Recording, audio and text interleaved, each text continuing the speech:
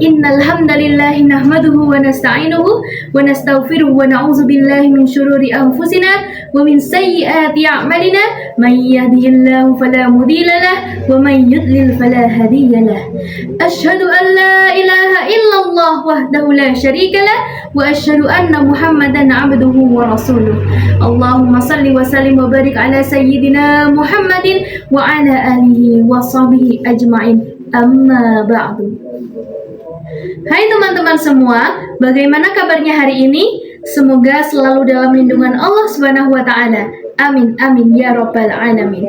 Teman-teman, pernah gak sih kalian membayangkan bagaimana rasanya jadi orang pertama yang masuk ke sebuah ruangan gelap? Tanpa lampu, tanpa peta, hanya bermodal keyakinan bahwa di balik kegelapan itu ada cahaya yang sangat indah. Saya membayangkan hal itu ketika memilih tokoh Wali Songo yang akan saya ceritakan hari ini.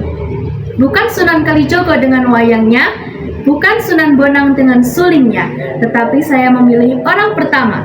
Beliau adalah Maulana Malik Ibrahim atau yang lebih kita kenal sebagai Sunan Gresik. Saya memilih beliau karena menurut saya menjadi pemula itu adalah hal yang luar biasa berat. Beliau tidak mewarisi tanah dakwah yang subur. Beliau datang ke tanah Jawa yang saat itu masih pekat dengan pengaruh Hindu-Buddha dan juga kepercayaan animisme ataupun dinamisme. Beliau tidak punya panggung megah, tidak punya pengikut yang banyak di awal, namun dari tangannya yang dingin dan hatinya yang hangat, Islam mulai tumbuh. Siapa sebenarnya Maulana Malik Ibrahim itu? Jadi teman-teman, beliau lahir di Samarkand, Asia Tengah sekitar awal abad ke-14. Ada juga yang menyebut beliau merupakan keturunan Persia. Tetapi yang pasti, beliau adalah seorang saudagar sekaligus ulama besar. Beliau datang ke Pulau Jawa sekitar tahun 1404 Masehi bersama rombongan para pedagang. Tetapi, bedanya dengan saudagar lain yang hanya berlabuh lalu pergi, beliau memilih untuk menetap. Awalnya beliau tinggal di desa Sembalo, dekat Surabaya, lalu pindah ke Leran, dan akhirnya menetap di Gresik. Maulana Malik Ibrahim wafat pada tahun 1419 Masehi atau 882 Hijriah. Di kompleks makamnya di Gapuro Sukolilo, Gresik, kita bisa melihat batu nisan khas Persia. Itu menandakan beliau adalah seorang syahid atau orang yang meninggal dalam perjuangan menyebarkan kebaikan. Julukannya luar biasa, Sunan Gresik. Tetapi ada julukan lain yang lebih unik, yaitu kakek bantal. Beliau mendapatkan julukan tersebut karena kebiasaannya menggunakan alas bantal untuk menopang kitab suci Al-Quran setiap kali sedang mengajar atau mengaji. Selain itu, beliau juga dijuluki sebagai kakek bumi atau Syekh Maghribi. Kenapa disebut kakek bumi? Karena beliau begitu dekat dengan rakyat jelata, para petani dan nelayan. Beliau tidak tinggal di istana, tetapi beliau hidup di bumi bersama rakyat kecil. Teman-teman, coba bayangkan, kalau kita disuruh untuk mengajarkan sesuatu yang baru ke orang yang sangat keras kepala, kita bisa marah, bisa memaksa, atau bisa menghakimi. Tetapi, Sunan Gresik memiliki cara yang sangat cerdas, yakni pendekatan kultural dan ekonomi. Beliau tidak langsung mengatakan, kalian semua adalah kafir. Tidak, itu bukan gaya Wali Songo apalagi Sunan Gresik. Langkah pertama yang beliau ambil adalah, beliau menjadi seorang petani. Ya, seorang ulama besar dari Asia Tengah tiba-tiba mencangkul, membajak sawah, dan mengajarkan teknik pertanian yang lebih maju kepada penduduk setempat. Saat itu, tanah Jawa sering mengalami paceklik.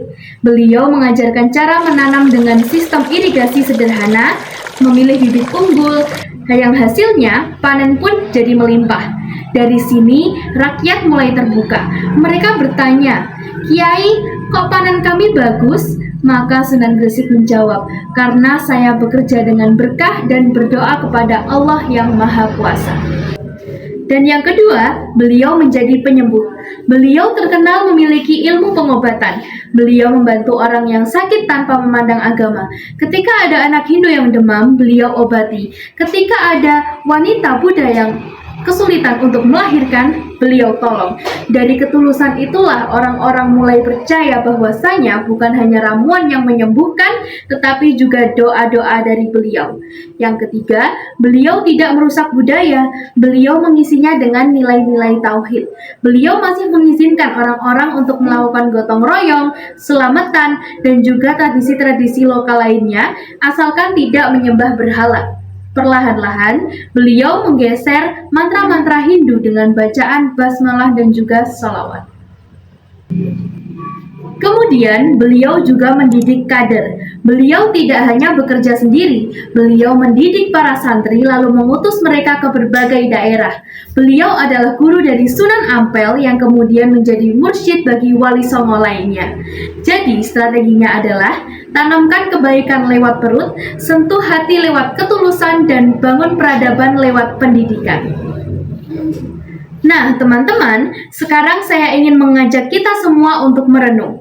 Apa kira-kira pesan Maulana Malik Ibrahim yang masih relevan untuk kita sebagai pelajar di tahun 2026 ini? Jadi, keberhasilan itu tidak butuh keributan. Sunan Gresik tidak pernah mengangkat pedang dan tidak pernah membuat kericuhan. Beliau membangun dengan keteladanan. Di zaman sekarang, kita sering terhasut untuk saling menyalahkan agama, suku, atau pandangan lain. Tetapi, Maulana Malik Ibrahim mengajarkan bahwa ajaran yang baik adalah perbuatan baik itu sendiri. Lalu, jadilah pemula yang pemberani. Teman-teman, kalian mungkin merasa kecil, tidak punya jabatan, tidak punya banyak uang, tidak punya pengaruh, tetapi Sunan Gresik memulai semuanya dari titik nol di tanah asing. Kalau beliau bisa membuka pintu Islam untuk seluruh Jawa, kita pasti bisa membuka pintu kebaikan di sekolah, di keluarga, atau di lingkungan kita masing-masing. Mulailah dari hal kecil, misalnya jadi orang pertama yang tersenyum, jadi orang pertama yang mengingatkan teman untuk berbuat jujur. Dan yang terakhir, ingat, agama itu bukan untuk menakuti, tetapi untuk menyejukkan. Pendekatan Sunan Gresik ini sangat ramah dan inklusif. Beliau tidak pernah berkata, kamu orang kafir, kamu akan masuk neraka, kepada orang yang belum masuk Islam. Beliau mengajak, bukan memaksa. Agama itu dengan akhlak yang indah. Jika kita pintar mengaji tapi kita suka membuli, maka sesungguhnya kita belum belajar dari Sunan Gresik. Nah, teman-teman, saya cerita hari ini bukan karena saya ingin kalian hafal tanggal lahir Sunan Gresik. Saya bercerita karena saya ingin kalian percaya bahwasanya setiap kita bisa menjadi pembuka pintu. Entah itu pintu ilmu, pintu kebaikan, atau pintu toleransi. Sunan Gresik sudah pergi 6 abad yang lalu, tetapi ladang-ladang yang beliau tanam, obat-obat yang beliau racik, dan santri-santri yang beliau didik itu semua masih ada. Dan kini giliran kita. Jangan tanya kapan panen tiba, tetapi tanyakan, sudahkah kita menanam hari ini? Sekian dari saya, burung merpati terbang ke awan, hinggap sebentar di dahan jati. Jika ada salah kata dalam cerita tadi, saya manusia biasa, mohon dimaafkan. Wabillahi taufiq wal hidayah, waridha wal inayah. Wassalamualaikum warahmatullahi wabarakatuh.